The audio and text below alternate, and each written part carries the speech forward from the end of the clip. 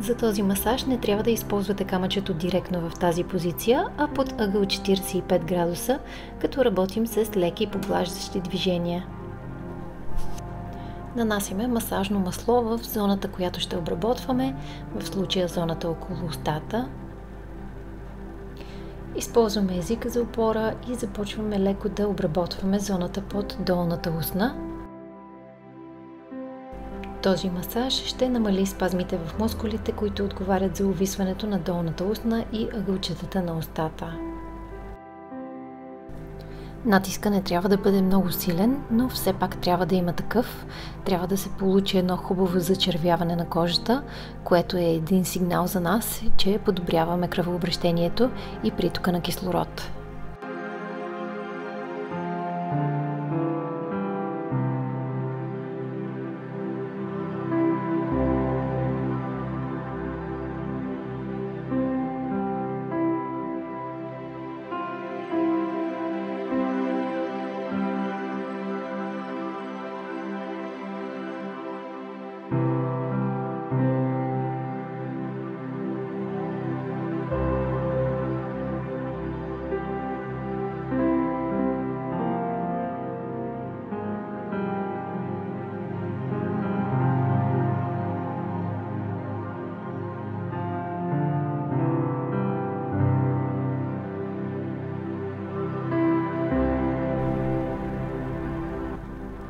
Оставяме глаша камъчето и леко разтягаме кожата с пръсти от центъра на брадичката.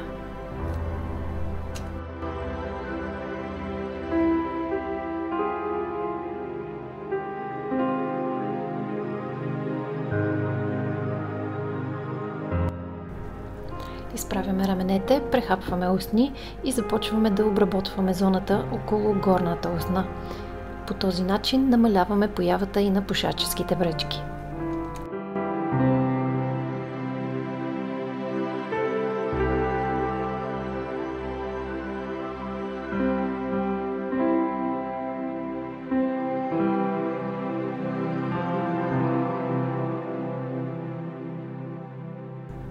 Минаваме по същия начин и отдолу.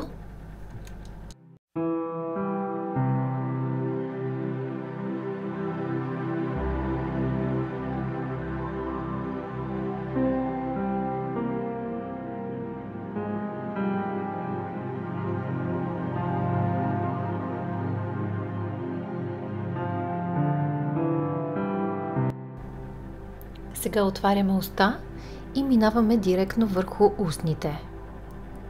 По този начин подобряваме притока на кръв, така възстановяваме обема и естествения цвят на устните, премахваме усещането за сухота и напукване.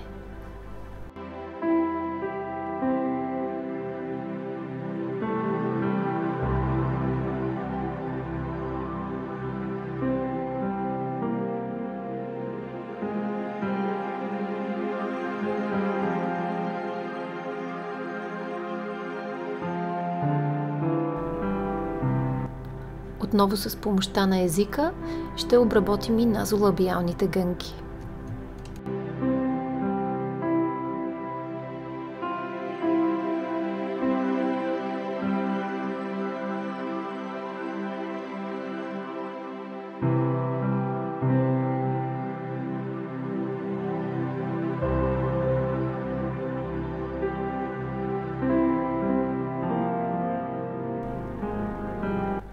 Същото повтаряме и от другата страна.